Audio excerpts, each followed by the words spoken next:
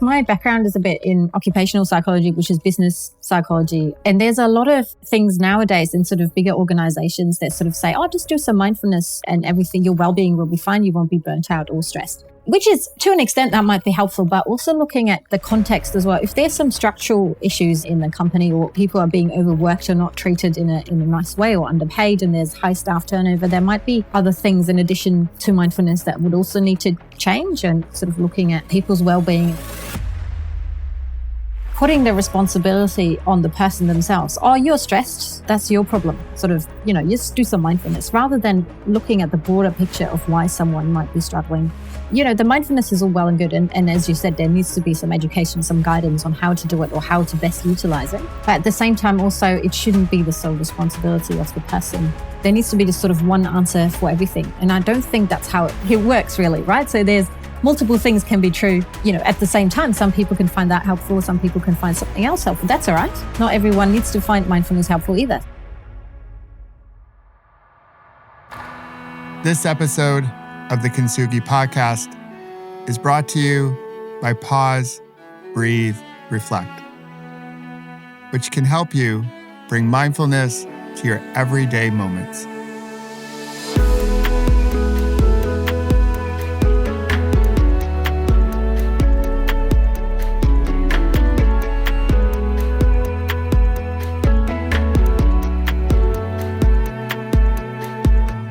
Hey there, my fellow like-hearted humans. It's Michael, and this is the Kintsugi Podcast. This week's story of connection is one worth sharing, especially if you know people who have a mindfulness practice or folks you know who might want to start a practice, but they think all of this takes way too much time. Now, I think we've all heard the doctorly advice to take 2 aspirin and call them in the morning. Although I don't think anyone really does that anymore today, but stay with me. Whatever was going on, we'd call the doctor and she would tell us, take 2 aspirin and call me in the morning. It was something to do, and she was giving time for the body to heal on its own. And if it worked, we didn't call her, but if it didn't, we called her. But her advice was very specific about dose. Take 2, and aspirin have a certain milligram. So she gave us very specific directions around dose. And this topic of dose was part of my executive career in healthcare. We would talk to healthcare professionals all the time about the proper way to dose the medicines because we were trying to balance efficacy with safety. Makes sense, right? It gets to the question, how should I take this, doc? So as I started my mindfulness practice, as I was moving up to the executive suite, this question around dose was always on my mind. And if you know my story, I came into mindfulness through mindfulness-based stress reduction from Jon Kabat-Zinn. I consider him one of my indirect teachers. And today, I'm a qualified MBSR teacher, and I totally believe in the program. And the dose for MBSR was a 45-minute-a-day practice every day of the week. And I would often ask, why is it 45 minutes? And many times the answer I got back, well, if you don't have 45 minutes, do 44. But 45 minutes a day for most busy, active people is hard. Many people come into MBSR because they have some type of acute or chronic health issue, and they're willing to try almost anything at that point. And I know I just generalized, everyone is a bit different. I know that's how I came into it. So this topic of dose, considering that mindfulness and meditation is well studied, and in particular, MBSR is very well studied with a lot of good scientific rigor with clinical trials to show the benefit of mindfulness across many different conditions. But this question of dose was always unanswered for me. Because what I saw in my program, and I still see this today, is that many people had difficulty doing a 45-minute practice consistently each and every day. And if you're starting a practice, starting from 0 and going to 45 minutes can be very daunting. So as you know, with Pause, Breathe, Reflect, on our app, if you have it, and hopefully you do, there are longer practices, but mainly the app contains a lot of shorter practices because when you start a practice, it's helpful, and the research backs this up, to start with small steps that you can do consistently over time. You might know the book Atomic Habits by James Clear, and he shares some of the research on how to develop a healthy habit. My calling is, I want more people, hopefully 8 billion people on this big blue marble we all share, to have some type of mindfulness practice. But we have to develop a healthy habit first. And so to do that, it's better for most people if we start with a small step. Hence why we have so many shorter practices on our app. And in many ways, if we think about living mindfully, navigating life with more ease and bringing mindfulness to your everyday moments, I would much rather have someone do 5 2-minute practices throughout the day than 1 10-minute practice in the morning. Because sometimes that can just be transactional, part of our morning routine, and we don't embody mindful living. We don't take our practice off the cushion, or in yogi speak, off the mat, and make it part of our day. So this whole topic of dose has been with me since I began my practice over 20 years ago. Then I found this week's story of connection. She's curious, she's like-hearted like you, and she wants to dive into this topic around dose as it relates to mindfulness. And as soon as I saw her work, I was like, I got to meet her. We need to bring her on the Kintsugi Podcast. Let's talk about this. And I probably could have spent hours talking about her research because, well, I can be a little bit of a geek at times. And this is one topic I love to geek out about. So I can't wait for you to listen to this week's story of connection. And if you happen to be on the fence regarding a mindfulness practice because you think it has to be a certain length, like your meetings have to be 60 minutes long or a workout has to be X amount of time, with all of this, who decided? What you'll hear from this week's guest is that, in my words, you do you, boo. Shorter practices can be really beneficial, and longer practices can be beneficial as well. They may just be beneficial to different types of people. So it all works. So I can't wait for you to listen.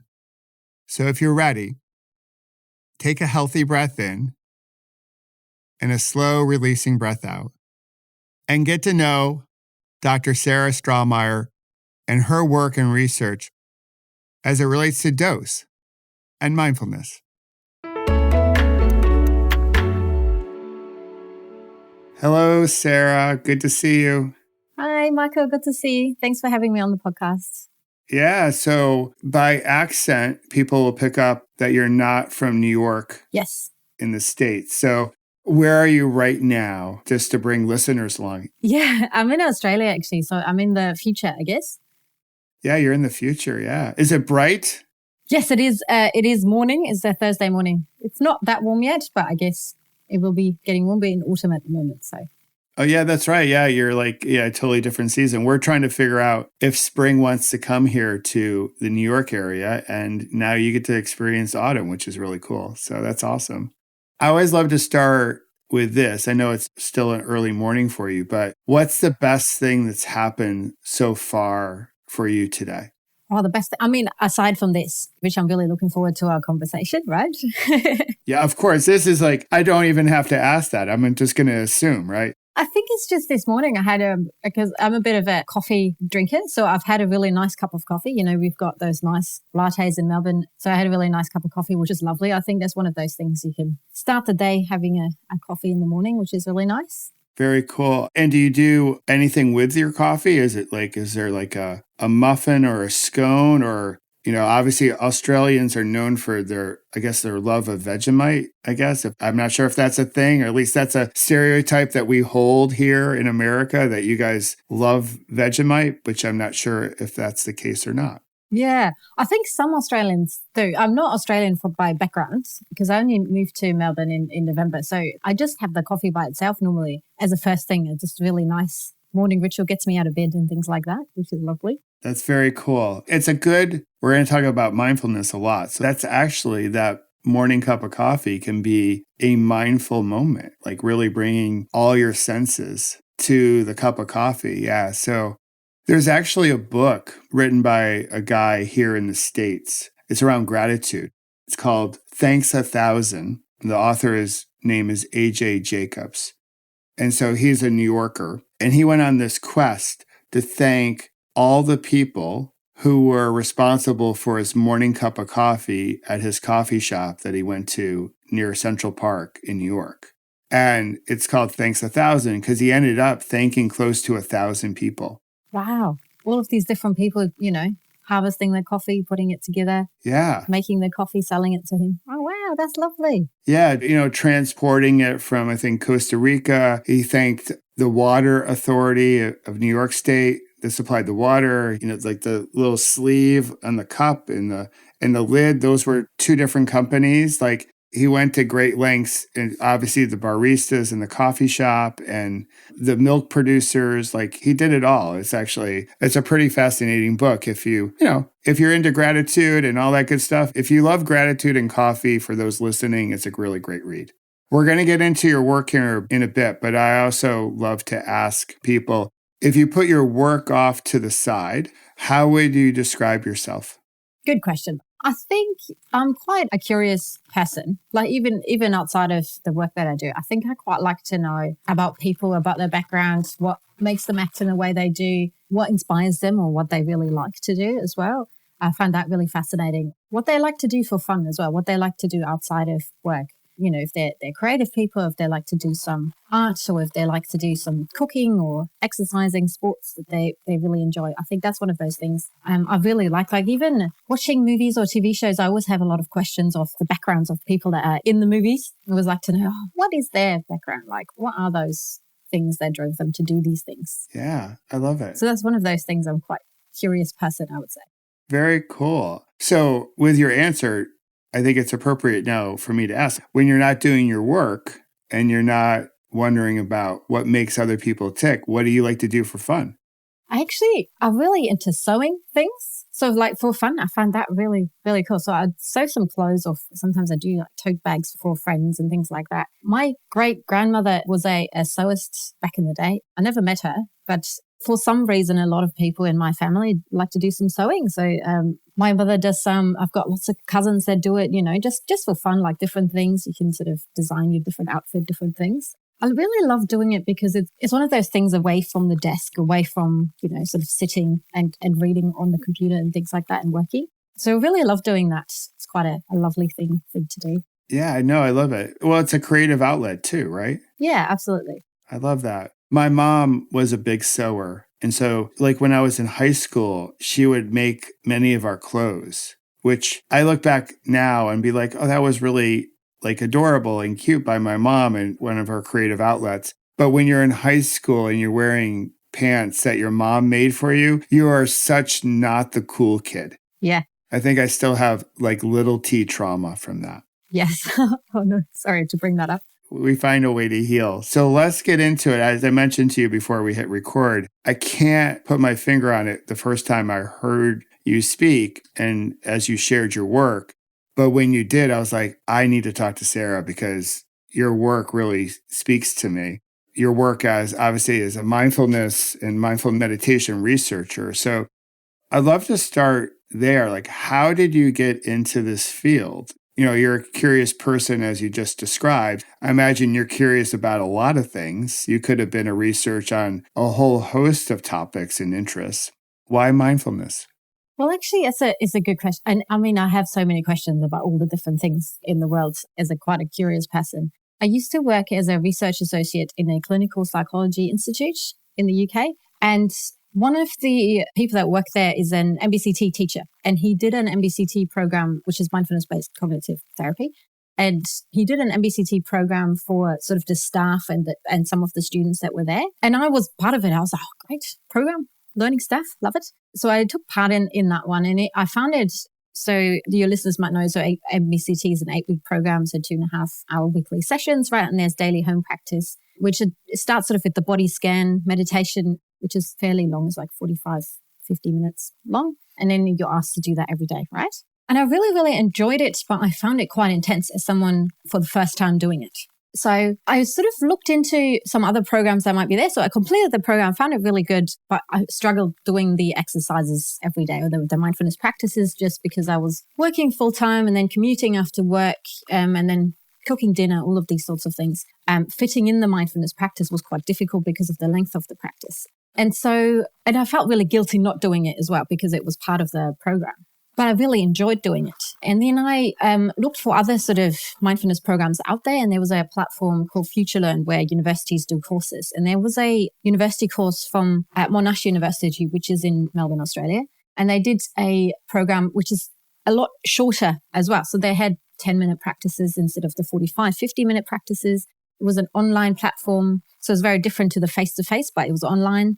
There were some group discussions in sort of comment section so that they had sort of forum discussions about different things. And they had the 10-minute practices. And I really enjoyed it because I think for me, fitting it in was easier, but also learning about these concepts. I found it easier for me personally to start slow and sort of shorter practices and learn a little bit more around mindfulness practices and programs. And so I really enjoyed that. But then I kind of got to thinking as well, okay, so there's this long program that I did, MBCT, or longer program. There's also longer ones, of course. And the shorter one, it's a 3-week program. It had 10-minute practices. It was online. One of them was face-to-face. One was online. There's group programs. There's all of these different types of programs. And then I looked into it a little bit more and I found there's even more than those two that I did. There's MBSR, and you were telling me about being an MBSR teacher before, which is the mindfulness-based stress reduction. And there's all these other types of programs, some of them online, some of them on apps, some of them in groups, some of them face-to-face, some of them using longer practices, shorter practices, the different weeks that they take, different teachers, all these sorts of things. And at first I was thinking a little bit like, okay, so there's all of these different programs. How do we know which one's the good one? Because they all say, this is a good program. It's the best one ever, Sarah. Yeah, exactly. That's what I was thinking. And I was kind of thinking, well, there's so many programs. How do I know? And I wonder if other people were confused about which one to choose. If they just happened to come across the first one, they might think that's the best one. So I thought that'll be a good PhD to do, to look at dose response in mindfulness programs and practices and looking all of these different, what I call doses of mindfulness. So things like how long is a program? Is it face-to-face or in person? How long is a single practice? Are there any other sort of practices people are doing? What type of meditation is it? Is it a walking meditation? Is it a mindfulness of the breath meditation? All these different elements. So I looked into that in my research, and that's how I sort of got into learning about mindfulness and dose. That's awesome. So you mentioned dose, and we're going to get into that further. But since you mentioned it, I do want to share it. So my background, as you know, is in the pharmaceutical industry. That was my corporate background. And so dose can take on, and you sort of just alluded to it, it's a broad definition of what dose can be. Is it a capsule? Is it an IV? Is it a tablet? Is it an infusion? Is it once a day, twice a day, 3 times a day? The list can go on and on as far as like what actually the dosage, and for like Western medicine and, pills and IVs and stuff, there's a whole protocol to find like the appropriate dose. It's like a dose finding study. That's all part of the protocol to approval here in the States, and I'm sure in Australia and in other parts of the world. So you just touched upon it a little bit, but can you expand more around when you think of dose and mindfulness, how you're thinking about it? Yeah. And I think that's a really important question because at first I wasn't really sure what to call it really because it's not pharmaceuticals and there's a bit of a connotation of dose being pharmaceuticals and pills and tablets and things. But then it's not just the amount of practice. So it's not the length of a single practice or the amount of practice. It's all of these different elements, right? So it's things like how long is the program? Like similar to how in pharmaceuticals, how often you're taking the medication, right? Is it once a day? Is it twice a day? How many times do you take it? Every other day, every day, things like that? Yeah, for 2 weeks, for your lifetime. Yeah, exactly. How much? So it's not just the amount. There's also a difference in mindfulness practice when it comes to like the cumulative amount of practice. So it's not just, if someone practices 5 minutes a day for 7 days a week, that is longer than someone practicing for 20 minutes one time, right? Yes. So it's that at the end, how much do you have?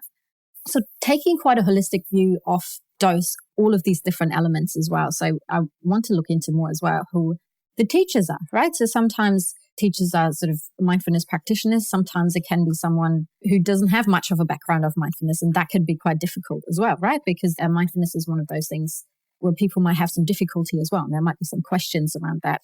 There's also, if it's taught in a group, quite often in mindfulness programs such as MBSR, there's group discussions of the homework, how people found the homework. Sometimes people can find that really helpful to talk about it if they're having difficulty with practice in particular. So all of these different elements, I think dose is quite a holistic term. So all of these different things like length of practice, length of individual practice, homework practices, there's also a difference in how much is recommended to practice.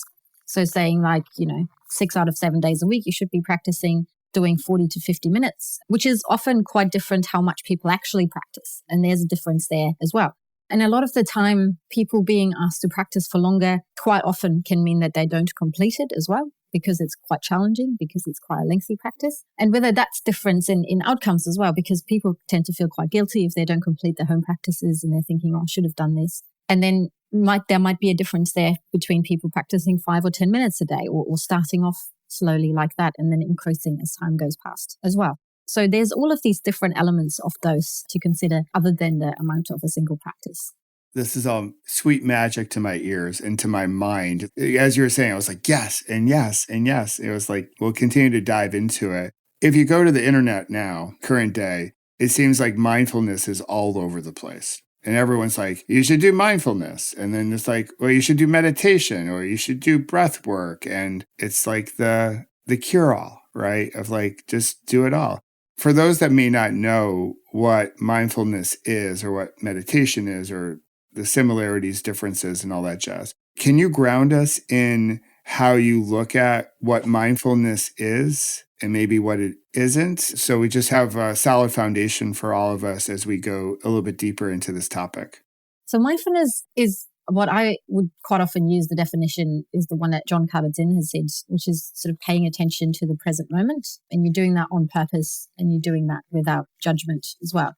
And what that means is sort of if you think you're doing it wrong, because everyone's mind wanders quite often, regardless of what we're doing, people go on automatic pilot when they're doing things that they do a lot, like driving or doing the dishes or brushing teeth, all of these everyday things. Our minds just wander. That's just a normal human thing that we do. And then when we notice that the mind sort of wanders, which it does usually, that we sort of just bring it back to the present moment, to what we're doing at the moment, and doing that without any judgment as well.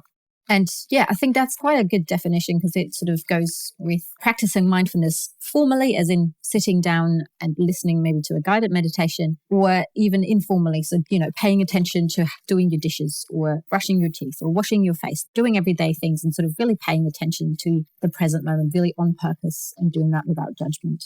Perfect. Yeah, I like to say, like, part of our pause, breathe, reflect practice, we're trying to bring mindfulness to our everyday moments, those common moments that we don't think are really mindful moments, but really they are. Because I think from a marketing perspective, we're sort of niching or marketing mindfulness as we're going to go out and go to a retreat and detox and zen out, and it's sitting on the cushion, and and it's just focused in on the breath. But as you know, and a lot of people know, you can have fixed awareness on your breath, on sensations in the body, the soundscape. You can do a walking meditation. You can do a body scan. You can do a loving kindness. There's TM meditation. There's a lot of different varieties. You can do it by yourself with an app. You can do it in a group.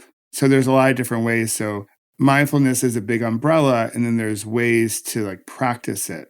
Meditation is one way to be mindful. One could probably say like journaling or another contemplative practice like gratitude is another way perhaps to bring mindfulness to your life. So I think it's much more than how it's sort of clipped into like Instagram reels and little videos and posts. It's such much more than that, So you mentioned MBSR, so that was my practice. So I came to it through my recovery from my crazy accident. I had a little time on my hands, so the 45 minutes a day at that time didn't seem like too big of a burden. But as I came back into my professional life, as I got out of the hospital and stuff, I was like, God, 45 minutes a day is a long practice.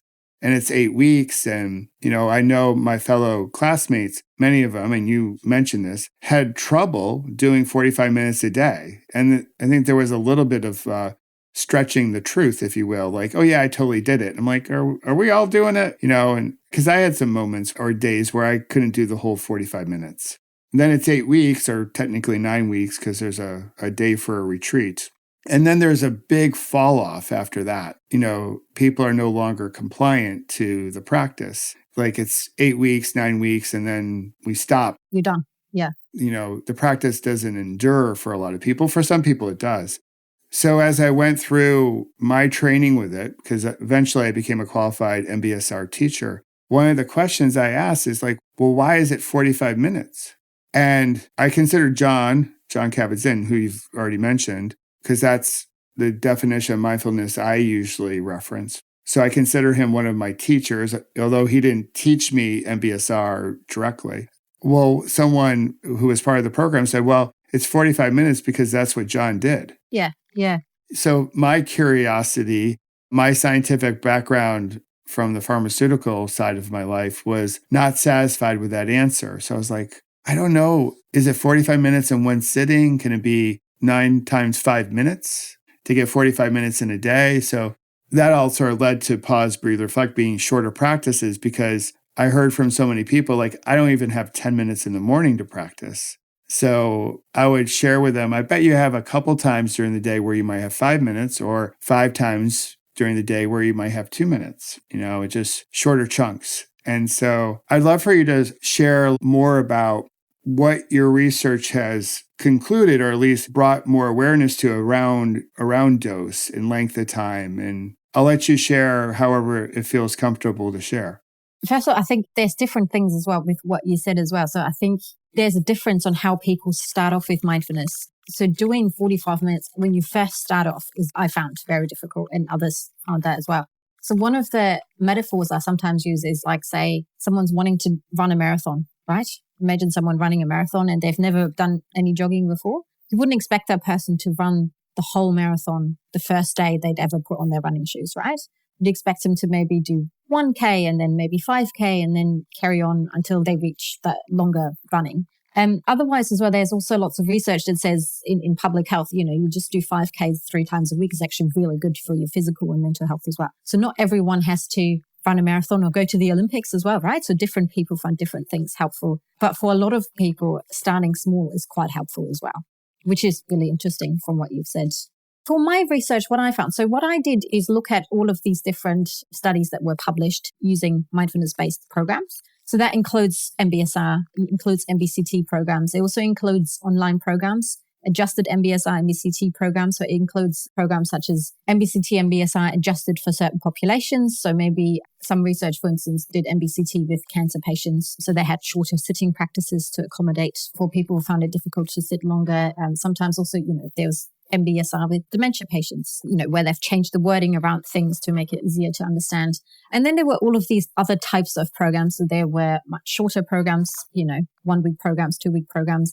There were online programs, there were face-to-face programs, there were app-based programs. There's all these different ones. All of them had to follow a definition of mindfulness that was outlined by Rebecca Crane on what constitutes a mindfulness practice. So it's not things that don't follow that definition of John Kabat-Zinn I mentioned earlier.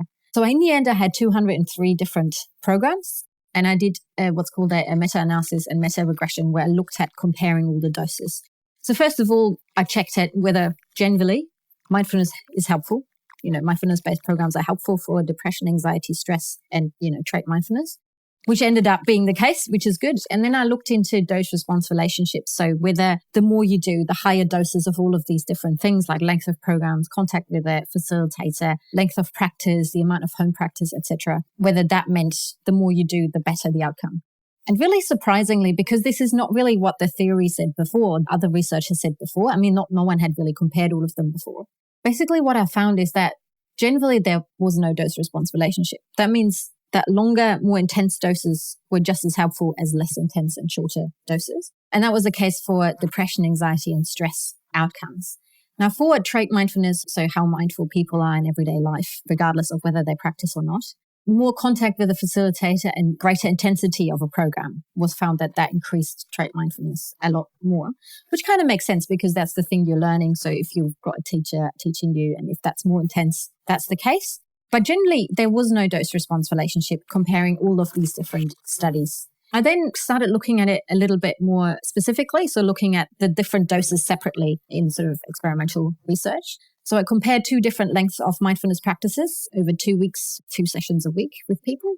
And what I found there is actually briefer mindfulness practices, so 5-minute mindfulness practices for these people who were novice mindfulness practitioners. So really important to note that they were not mindfulness experts or someone who's practiced for a long time. So that's the first time they would have done any mindfulness practice. So for them, actually briefer mindfulness practices were found more helpful for their levels of depression, anxiety, and stress, sort of general population levels, which was really interesting. So people seem to have found it easier to start mindfulness practices or something more helpful if they're started with briefer practices, which is really interesting in this sort of population as well. Very interesting. Wow.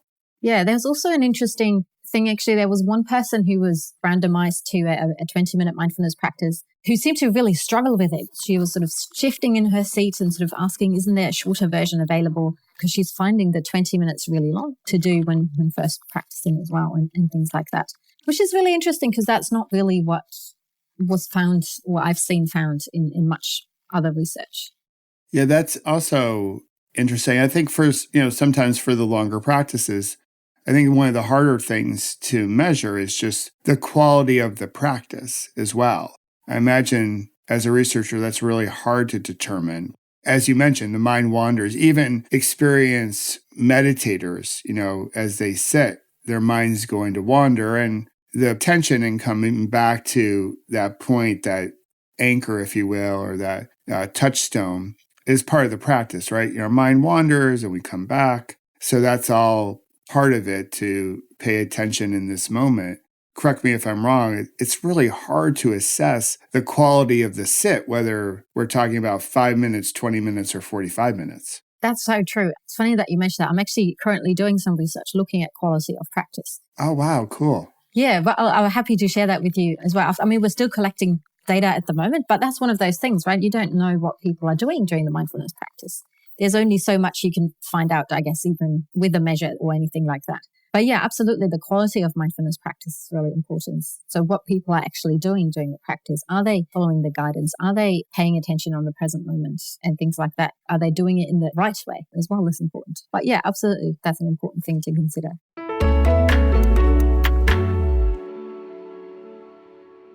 All right. Now it seems like a good time to pause and take a break. To pause, breathe, reflect. And when we come back, Sarah and I will continue our conversation around dose. All right. Let's take a break. Take a full breath in and a slow releasing breath out. And relax the body as you soak up our conversation. I hope that felt good. Okay, now that we're a little bit more relaxed, can we be real? I think our morning routines, well, they've gotten a little out of control. You might not have time in the morning to meditate because you're busy doing other things like trying to get to work or getting the kids off to school. And this is where my app, Pause, Breathe, Reflect, comes in, because I built it for busy people with a whole bunch of shorter practices. So if you don't have 10 minutes in the morning to meditate, cool beans. You're a human after all. But I bet you have 5 times throughout the day when you have 2 minutes to practice and let go of stress and bring mindfulness to your everyday moments. So today, download Pause, Breathe, Reflect for free and begin to stress less, sleep better, and join a community of like-hearted humans rippling something worth rippling into the world. All right, let's go back to our conversation and celebrate the Kintsugi within us all. Do you know the book Atomic Habits by James Clear? Oh, yeah. As you're talking about, shorter practices is a good way to develop a habit, his book comes to mind because as he talks about habit creation, it's, trying to have as little friction as possible, small steps, if you will.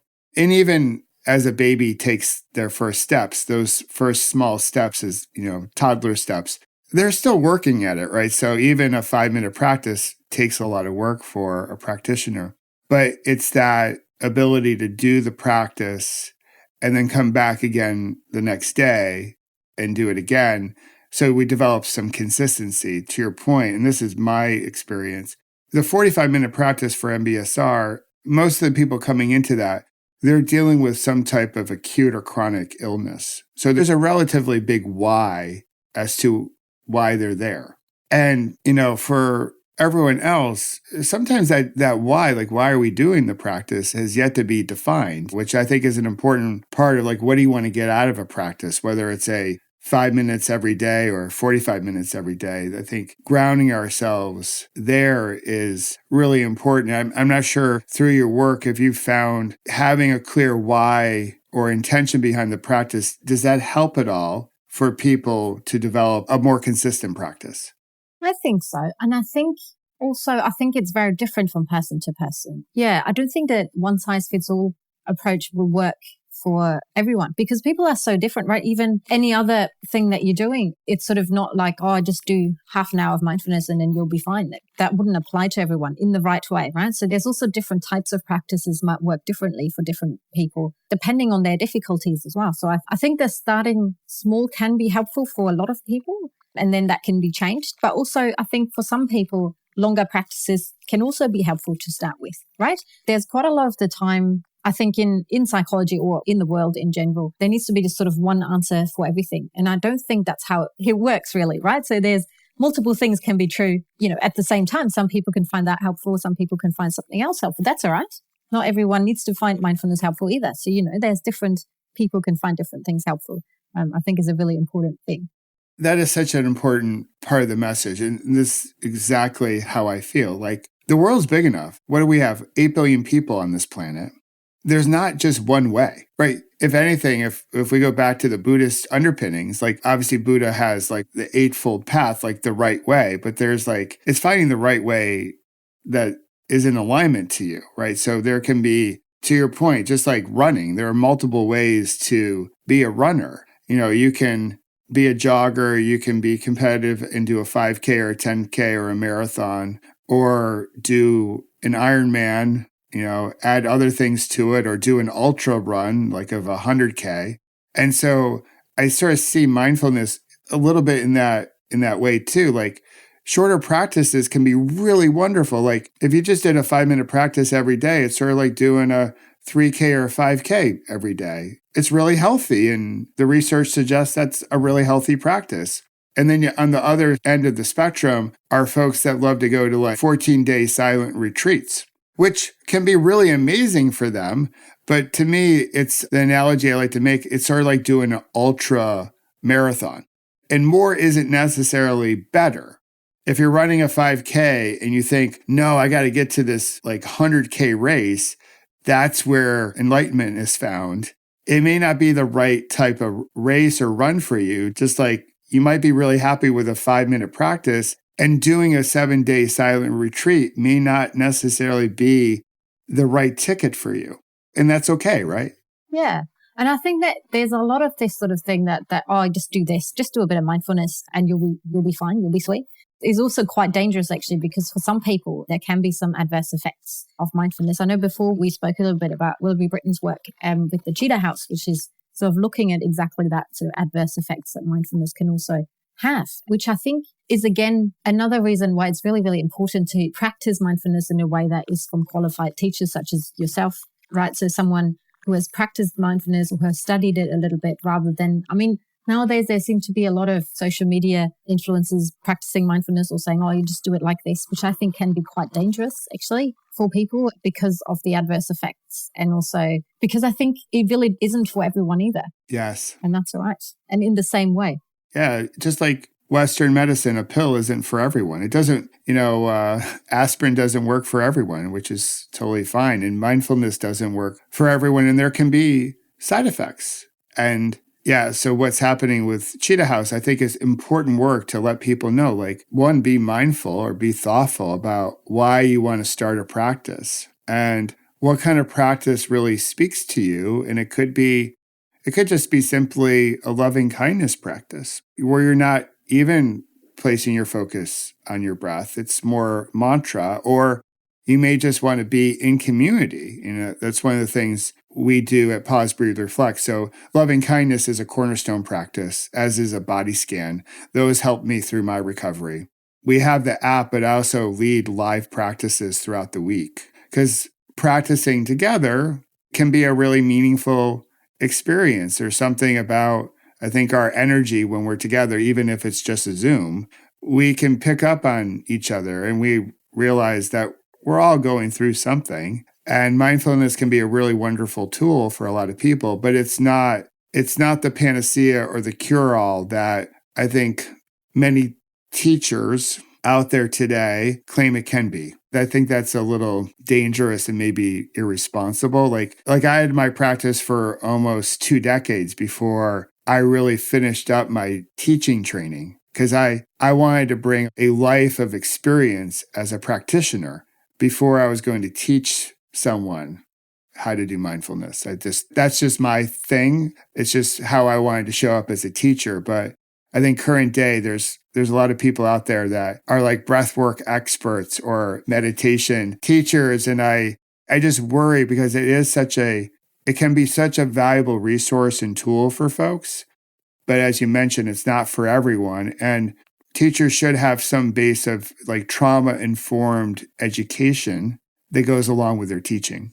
Absolutely, yeah. And also I think a lot of the time, like what you're saying with the panacea of mindfulness, so that mindfulness is almost like a plaster that you can say, oh, if there's a problem with your organization, just do some mindfulness. You'll be fine. Yeah, just breathe. Yeah, just breathe. Because my background is a bit in occupational psychology, which is business psychology. And there's a lot of things nowadays in sort of bigger organizations that sort of say, oh, just do some mindfulness and everything, your well-being will be fine. You won't be burnt out or stressed. Which is, to an extent, that might be helpful, but also looking at the context as well. If there's some structural issues in the company or people are being overworked or not treated in a nice way or underpaid and there's high staff turnover, there might be other things in addition to mindfulness that would also need to change, and sort of looking at people's well-being in the sense of, are they, getting home in time to see their families or something like that as well, which is also important. So it's not just mindfulness, it's sort of in the context that it operates in. That's really important as well. Oh, that's such an important topic, Sarah. I could riff on this for a bit. I might, and I just would love to get your reaction because I do think what I can speak to is corporate America. I'm assuming that maybe corporate life in Australia might be the same way or in other Western countries. I think corporate America in the US is actually doing a disservice to mindfulness. To your point, like the infrastructure, the setup of the work environment is unhealthy, and they might create like a pod that you can go practice in, or a silent room or a quiet room, and say, I just go there and just like zen out. But they're not really addressing how the work is actually getting done. And to your point that you just made, if people are working around the clock and they can't see their families and they can't have family dinners, which is about community and belonging, the practice or offering the app to them through their company benefits or having these quiet rooms is sort of like window dressing on a house, but the foundation isn't solid. And what I've seen with a lot of companies, especially through the pandemic, we've gotten more comfortable talking about mental health is health, which is great through the pandemic. But I think we're sort of connecting mental health and meditation apps with like, oh, you have anxiety. We offer this app through our benefits program, but without any type of guidance or coaching or teaching around it. It's just like, here's a fishing pole, go out and fish. And we're not going to teach you actually how to do it. And it never gains traction because people need some type of guidance to do really any type of practice. And I think the consequences can be harmful, actually, because people have tried it and it's like, it doesn't work for me, but it didn't work because they didn't have the right support, if that makes sense. Yeah, absolutely. And I think in addition to that as well, is the whole putting the responsibility on the person themselves. Oh, you're stressed. That's your problem. Sort of, just do some mindfulness rather than looking at the broader picture of why someone might be struggling. The mindfulness is all well and good. And as you said, there needs to be some education, some guidance on how to do it or how to best utilize it. But at the same time, also, it shouldn't be the sole responsibility of the person if there are some larger structural issues, and it shouldn't be sort of put on them as well.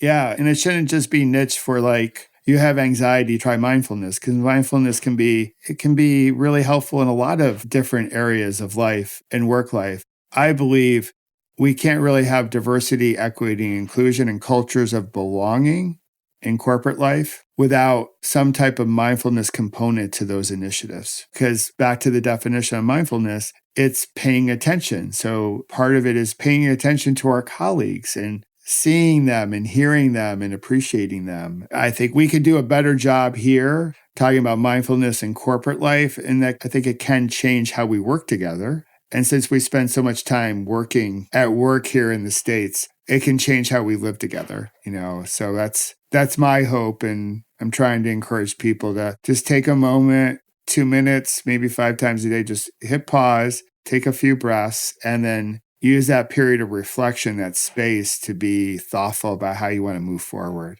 I so love the work that you're doing. I want to ask, you mentioned it earlier, what gets you excited about the future and future research? You mentioned the quality of a practice, but are there other areas of interest that you have that we can anticipate reading about one day? Oh, yeah, I think there's so many things. There's heaps of stuff. What's interesting in research for me, especially, is you do a piece of research like a PhD research or postdoc research, and then there's so many more questions to answer, right? So all of these different doses I wanted to look at as well, that explored sort of looking at comparatively across different programs, but then also looking at, taking each one individually and sort of saying, what is going on there? What is the most helpful one? I also really want to look into individual differences on what people find helpful. So what type of doses do people find helpful individually and why? Some difference there, some sort of differences with long-term practitioners as well. Some differences in sort of the types of practices that people are doing. We spoke a bit about mindfulness of the breath and loving kindness and body scans. Also, if there's a difference in individuals, what type of practice they might find most helpful as well. Which one of those? Again, going towards this whole concept of not everything works the same way for everyone at the same time as well, right? So I think that's a really important thing to consider as well. So there's lots of things and questions I want to explore with the dose component. I can't wait to see, as we've talked about, this is a topic that fascinates me. I see a lot of people doing, not just in mindfulness, but they'll take a big bolus of whatever, exercise or study, and they're like, I'm just going to do a massive amount. As a cyclist, I see a lot of people like doing this, like a really long ride, like 5 hours long on the weekend. And through the rest of the week, they're spent, they're toast because that ride exhausts them. They would have been much better of doing like an hour for 5 days in a row than one big 5-hour chunk. And in the US, we think, well, more is just better. You like that sandwich? We're going to make the sandwich bigger. You like fries with your sandwich? We're going to give you an endless supply of fries. Like, we live in a country where we believe that more is always better, but it's not necessarily better. So this topic around dose and all the variables of it completely fascinates me. And I'm so glad you're doing this research, because this was an area of frustration for me as a practitioner and as a student becoming a teacher. I could never get a really clear answer, because what I saw happening was what was being prescribed to people was far too long of a sit for most people in their active lives, so they never did the practice. So my feeling is if 5 minutes a day allows you to do it every day and have a practice for life, I think that might be a good thing for you. I'd rather see that than have you go crazy and do like an hour a day for 3 weeks and then never do it again. Absolutely. And I think that there's the whole component. There's some research starting. I mean, there isn't much on those, right? Which is quite surprising, I thought, when I first started looking into it. But there's also a thing about the difficulty it brings when people aren't being asked to do too much too soon, because it can bring that challenge, that sort of guilt with them, which then might be a boundary to keep practicing, even in briefer practices. So, there might be actually quite negative effects if it's too intense too soon and it doesn't feel right for the person, such as for adverse effects, but also maybe for continuing to practice. So someone might not want to continue to practice because it seems too hard. And they felt like they're not doing it right and they had some guilt associated with practicing as well. So maybe starting slow. I mean, for some people that works and that's all good. There's loads of correct answers there. But also for some as well, it can be quite difficult to continue practicing if you feel like, oh, I need to do like a long practice every time. And being true to who you are, right? We get into this comparison trap on a whole variety of different topics. And so if you have a friend who happens to be practicing longer or even shorter, and you have your practice, both are good. If they're helping you live mindfully, if they're bringing a sense of ease as you navigate life and maybe greater awareness or better focus, like in the spirit of you do you, boo, pick the practice that works for you. And if it's working for you and you're getting the benefit that you want out of a practice, going back to the why, then I think that's the perfect practice for you. Absolutely. And it's the whole not one size fits all. And it goes with loads of other things, I mean, if we're thinking about food, for instance, some people might be allergic to nuts or something. They might not be the person that should be eating lots of nuts, even though they're quite healthy. People are just different in what they find helpful. And I think that's all right. We don't need to force everyone to be finding the same thing. I think it's good that there's diversity and there should be more conversations about these things, especially when it comes to things like mindfulness as well. There's different ways of doing it that people might find helpful. Yeah, you mentioned food. That's another big one. Like we can get very judgmental about food choices and what we think is right. And, everyone has like different DNA and comes from different places on this planet and they have different allergies, as you mentioned. And we can do a whole other show on that one day, Sarah. So if we could ease the judgment and just be true to like what practices make sense for us, I think we can create a more peaceful planet. Is there anything that I didn't ask you but should have?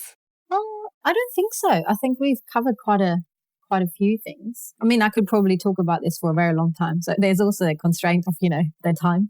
But yeah, I think it's really, really interesting as well. I think having this conversation with you is actually really, really helpful for me because when I first started looking into it, there wasn't that much agreeableness or thinking about why you're doing this research. Because it's fairly, I don't know what would be the right word. So it's not quite what people would expect, right? So it's a bit of a weird finding that I found in my research so far that there is no dose response. The more isn't always better, especially early on. And it's not to say that there's anything wrong with MBSR and MBCT. They are really helpful. There's lots and lots of research saying that those sorts of programs are really helpful. But other programs can also be helpful. And those shorter programs, what you're doing is also helpful, right? So there's just multiple things can be helpful at the same time, and that's okay. And different people can find different things helpful. I think that's the really, really important part. And this is why I think conversations like this or what I did at Cheetah House, for instance, is really helpful to sort of get that conversation going outside of doing the research in academia and some people read it and things like that, but sort of getting these conversations out. And I'm always keen to hear what people think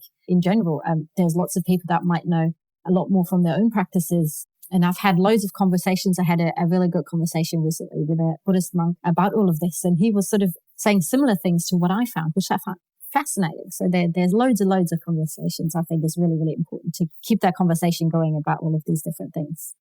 That is so cool. It's really cool that you had that conversation with a Buddhist monk and there was some similar themes. And yeah, I will underscore because MBSR was so helpful for me in my recovery. And there are a lot of folks that are members of our Pause, Breathe, Reflect community that have gone on to take MBSR.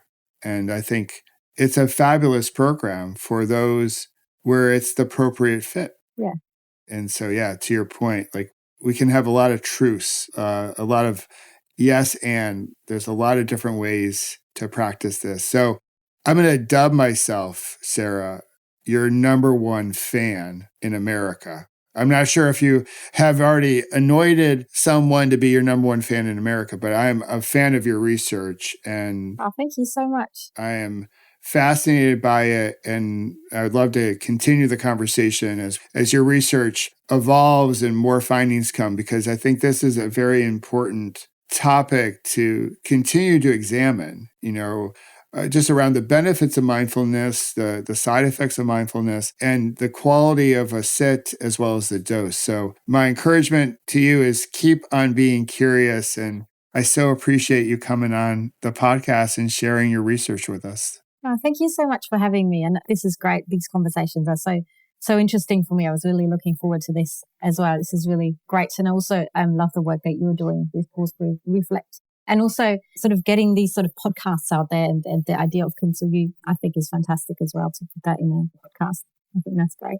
Yeah, thank you. Yeah, so it's, for me, it's where I see us as a planet. We may crack and we might feel cracked right now and we might be cracked and break. That's part of our human experience, but we can find a way to come together. And those golden scar lines in Kintsugi are symbols of our strength. So I believe that mindfulness is a tool that can help us reconnect our pieces. It may not be the tool for everyone. The yurishi that is the lacquer that brings the pieces together is different for everyone. We just got to find our own formula or our own recipes. So what I'm hoping through Kintsugi is that people can see their gray hairs, their wrinkles, their scars as these symbols that I've lived, and I've lived a wonderful story. So thanks for referencing that. How do people find out more about you? Where should they go to discover more about your work? I think it's also with the Kintsugi real quick, when you say that, I think it makes the bowls also look more interesting, especially if they're individual, right? So they look more interesting in that sense. Where people can find me, so probably on Twitter, it's just at Sarah Strohmaier, which is my name, or LinkedIn as well. I also have my own website where I sort of post things that I do or I research as well, which is sarahpsychology.com. And those are probably the best places to find me. Very cool. Well, we'll put all that in the show notes. And thank you again. Thanks for putting a good ripple into the world, Sarah. And I'm so glad we've had this time to connect and talk about mindfulness and dose. So thanks again. Thank you so much for having me. There you have it. A little bit more information about dose. I just love Sarah's energy, her curiosity, and of course, her research. And I would love to know what you took away from our conversation. For me, it goes back to what I said up front. You do you, boo. A 1-minute practice can be really beneficial. And for those that like to do an ultra, a 7-day silent retreat can be very meaningful to those people. In many ways, it comes back to the timeless question in mindfulness, what's called for now? As we think about what kind of practice is needed right now. It might be a short practice, it may be longer, could be a movement practice, a body scan, TM, you name it.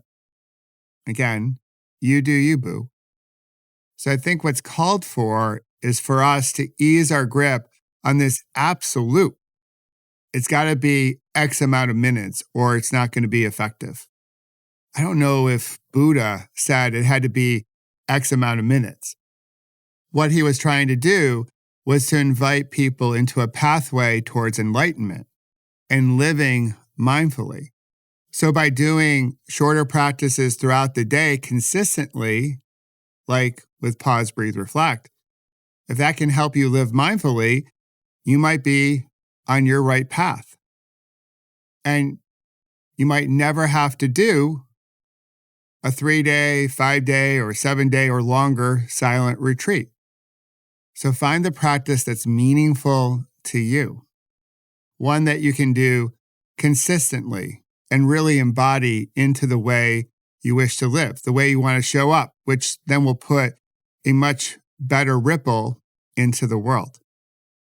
I want to thank Sarah again for coming on the Kintsugi Podcast. To schedule this was a difficult thing, but as you know, I often say you can do hard things. We were dealing with all the clock changes and time zones because we're in different parts of the world, but we did it, Sarah, so thanks for joining. And I'll put all the different links so you can connect with Sarah and learn more about her work around dose and mindfulness. And I also want to thank you for coming into our space. I know time is your most precious resource, and I'm very grateful that you decided to carve out some time in your day to listen to our conversation, and I hope it was meaningful for you. And if you haven't already, I would love it if you could leave a kind review or rating wherever you happen to listen to podcasts. And share this episode with a friend or two. Because as we dance with the algorithm, that's all part of our lives. One of the best ways to gain some type of control is to share beautiful ripples into the world. And Sarah's work is a beautiful ripple worth sharing. So I hope you'll do that. And if you want to stay connected with me throughout the week, you can sign up for the Ripple Effect on my website, michaelobrienshift.com. And there are a bunch of other resources there to help you in your professional life or personal life navigate life with more ease and prevent a bad moment from turning into a bad day, which is a really cool thing to do. So thank you for being here. I appreciate you. Also, I'd like to give a shout out to the like-hearted humans at SaaSpod that make the Kintsugi Podcast sound so great and help it ripple into all corners of this big blue marble that we all share. And now, I want to thank you for listening and supporting the Kintsugi Podcast. And if you want to go above and beyond in your support, I could certainly use a kind rating, a review, subscribing, or sharing, because it does something to the algorithm that I don't completely understand. But when you engage in this way, it helps others find our like-hearted community.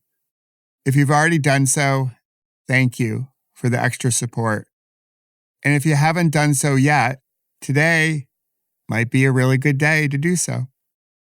And if you'd like to receive some additional resources that can help you connect with yourself and others, like my Better Life Workbook and the inspirational text messages I send throughout the week, and of course, our Pause, Breathe, Reflect meditation app, I'll put those links in our show notes. And remember, between now and next week's story of connection, when you have a challenging moment, slow down, come back to your breath, and know that you've got this and we've got you. And together, we will ripple something worth rippling into the world. I love you for listening, and I hope to see you next week. Until then, toodaloo.